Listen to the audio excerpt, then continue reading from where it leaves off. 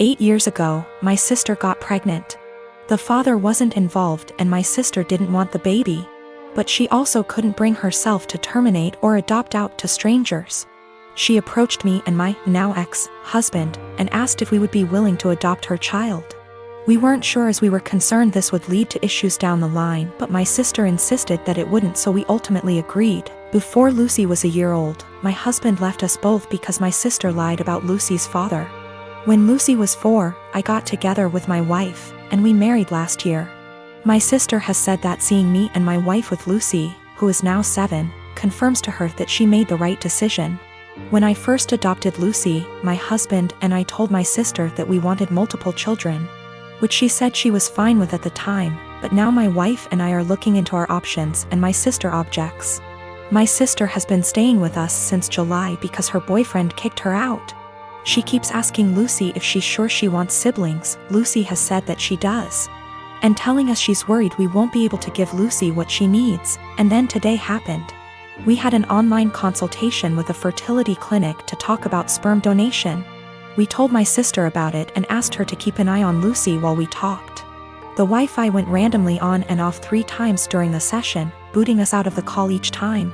The 3rd time, my wife went to check it and saw my sister holding the power cord, and Lucy trying to plug it back in.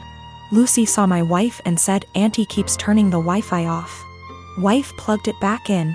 But we could no longer get into the session, and we got an email from the doctor saying that if the Wi-Fi is going to be this bad, then maybe we should try a more local clinic, as we can't do online consultations. When we confronted my sister, she admitted that she wants Lucy to be an only child so she has 100% of our undivided attention, and then said in a sarcastic tone, "Forgive me for only wanting what's best for my daughter." To which we responded that Lucy isn't her daughter. Things escalated until I said that my sister should go stay with our parents, and my wife drove her to their place. Since leaving, a few hours ago, she's apologized and begged to come back, and my parents have also asked me to take her back. But I've refused. They've all called me an arsehole for kicking my own sister out after one argument, because now she's unable to get to work. No car and too far to walk, and she's back in her childhood room while at our place she had a studio to herself behind the house. Almost all the marriages in my family have been arranged marriages. My mom's marriage to my bio dad was an arranged marriage, but it ended up in a messy divorce and him completely abandoning us before I was even born. My mom had a love marriage the 2nd time, despite the disapproval of her family, and has been much happier with my stepdad than she probably would have ever been with my bio dad. Because of this, my mom has always been very adamant that she would not try to force us, my siblings and I, into arranged marriages despite what the rest of our family thought. I've been with my fiancé for 3 years now. We got engaged 2 months ago. He's met my parents and siblings, but as far as the majority of my extended family were concerned, I was single until 2 months ago. Early last year, my fiancé dropped me off home after work one day and my uncle was there. My uncle is the oldest sibling my mom has, so he's seen as the head of the family. He thinks he has a say in what the rest of us do. It was obvious my uncle was pissed, and he ended up grilling my fiancé, and I assume he met his standards. A lot of arranged marriages are about what both families can gain from one another, so he told my mom to get us married quickly. He wanted to make it look like we had an arranged marriage before the rest of our family found out. My mom ignored him and told us to keep dating if it's what we wanted. Over the past year, he's mentioned me getting married to my mom every single time he's spoken to her. Apparently, my uncle assumed just because he'd given the order that we were going to get married soon. He told my cousin, his daughter, that I had agreed to an arranged marriage, and because I had and she was older, she should agree to the match he'd found her. My cousin never mentioned this to me, but she did agree to marry the man my uncle found for her. They got married late last year. They haven't had a good marriage and my cousin is very unhappy. Her husband is incredibly controlling and hardly ever lets her go anywhere without him or a member of his family. Last week, she was over at my house when my fiancé came over to drop some of the clothes I'd left at his place over.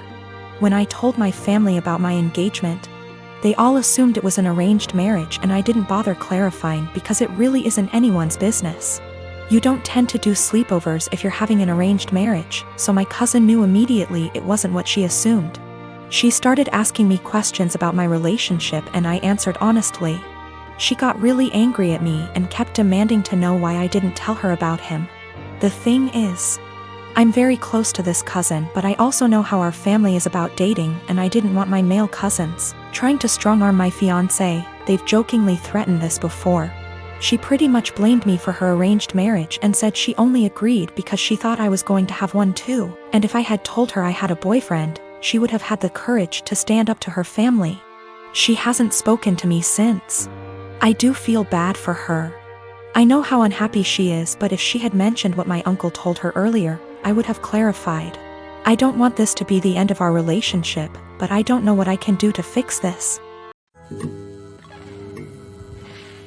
My daughter is 14. The divorce between me and her mom is still an open wound, but we try our best to make everything feel as normal as possible with the split. I remarried to my wife Isla. My daughter isn't mean, but she does not view her as a mom, which IMO is okay. As long as she's respectful, which she is, they do plenty together, they go out, took an interest in cooking together, watching shows together, etc. I've told Isla to be patient with my daughter.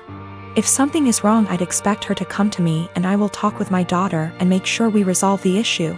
But as far as the harsh parts of parenting, that's up to me. So the other day, my daughter came to me saying she wanted to go to her mother's. I asked why she did because she looked upset. She said to ask my wife. I called her mom and she said she'd pick her up but hasn't heard any issues from my daughter. My daughter's birthday is coming up, we are doing a quiz for her. She's very excited. So Isla went to my daughter, saying that she wanted to have a quiz just with us, meaning without her mother or her family. When my daughter said she wanted her mom there, especially because of how big of a deal this is. And Isla was pretty much trying to force the issue and telling her that she can do one here and just as big. My daughter asked why she's trying to leave her mom out of such an important event. And Isla got mad at her for that and accused her of being bratty, and if she wants her mom so bad she should go there. I was so confused. What argument even is that? First of all, there's a reason she went behind my back and told my daughter. Second of all, she's not my kid's mother. And the more she tried to replace her, the more my daughter will resent her. Third of all, she's never welcome to insult my daughter because of her issues, and I don't know where and why she thought this would fly. I told her this and her argument was that she wanted to be noticed by my daughter and why I care so little about her feelings. I told her my daughter notices her, they go out in girls' days weekly, they go out, watch movies together, etc. My daughter has been plenty inviting to her. Frankly, I'm surprised at how well she's opened up to her, but now she will have to earn her trust back. She again asked why I keep taking my daughter's side and not meeting her in the middle. I told her she's wrong here, simple as that. I could have if she didn't do it like this. I told her that if she expects me to turn on my daughter, she's out of her mind, and my daughter comes first in any situation. She started crying and accused me and saying she's in second place, to which I confirmed. I would never want her to put me over a kid. She left and now isn't speaking to me. V asked my daughter if this behavior was consistent. She said that she feels like Isla makes it a point to not talk about her mom, but nothing this extreme. So I recently got together with a guy from my hobby.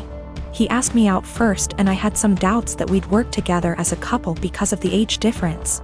He's 35 and I'm 22.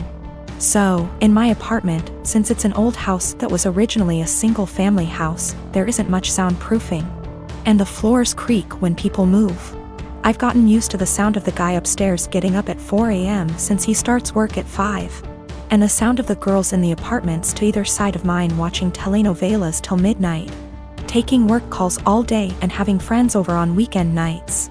I know when I play music or have friends over, some of the sound leaks through the walls. So I'd never get upset about hearing my neighbors because it goes both ways. So, when my boyfriend started coming over more often, he had complaints about the neighbors, which put me in an awkward place. He wanted to go speak to them or have me text them and I said no. For example, one of the early times he stayed over, we went to bed around 10. He wanted me to ask my neighbor to turn down her TV. I said she didn't have it that loud and she turns it off at midnight anyway. At 4 a.m., he got very irritated with my upstairs neighbor getting up and cooking breakfast. I said that he would be done by 5 because that's when his shift starts. At 7 a.m. He was still trying to sleep in, and the neighbor on the other side had some work calls that he said he couldn't sleep through. I offered him earplugs and he said he couldn't sleep with them in either. He wanted me to ask her to quiet down. He had similar comments every time he heard someone else in the building just living their life, especially if it was when he was in bed. I got frustrated with my boyfriend and told him, you can't expect to date a hot young 22-year-old and not want to deal with a 22-year-old's living situation. I don't know if you realize, but this is a normal apartment for someone my age. Hell, my neighbors are pretty great. Nobody's throwing loud parties on work nights. Nobody's having screaming fights. Nobody's having babies. The hot young part was in sarcastic air quotes because those were his words, not mine. He got irritated and asked why I was bringing age into it. And I said it's because he can't both want someone so young and also want someone with house kinda money. And he was being so out of touch with how normal people in their 20s live. He got really irritated with me bringing age into it. And even more annoyed when I'd respond to his neighbor complaints in the future with, okay, boomer. Or tell him that if he wanted me to have a rich person apartment, he could pay for it. It's not possible for me to get to his house on my own because I don't have a car and the buses don't go that far into the suburbs. So that would mean him driving 30 minutes from his house in the suburbs to pick me up, then an extra 30 to drive me to his house. Then an hour round trip early in the morning to get me home in time for work. It's a lot easier for him to visit me in the city. I am using boomer as a joke or a figure of speech to say acting out of touch and entitled to tell other people what to do. It is a common figure of speech to say, okay, boomer, to someone who is acting entitled regardless of their actual age. It's more of a mindset thing. I googled his property records for his house and he owns it with a woman who shares his last name. Holy shit. I don't know if she's his wife or ex-wife or what, but I'm out of here. I'm honestly freaking out right now, but I just gotta say, great big thank you to everyone who noticed red flags and made me question that. I've blocked his number. He can have fun figuring out where I went.